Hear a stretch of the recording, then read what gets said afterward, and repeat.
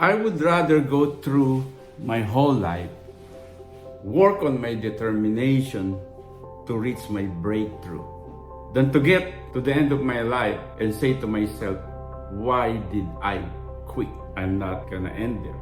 I will work on my breakthrough, because you do not know when that breakthrough that you're asking God for would come. It could be today, it could be this week, it could be this month, it could be this year, it could be any year. When you will meet the right people, when you will get to the right business and meet the right people. Now, this is a special session I'm doing for our group, for our business. But in my case, it took me 20 years to get to that breakthrough. And then the next 20 years after that, I lived the best part of my life because I never quit in 20 years. The following 20 years is the best until today.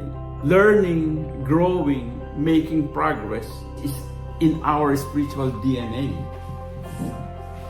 Quitting is not an option. In the book of Genesis, where God says He created us in His image and likeness, like Himself, He created us with the capacity to succeed and not fail.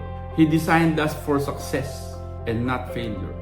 He designed us for hope, for faith, for courage, and for victory, so that we will end up victorious.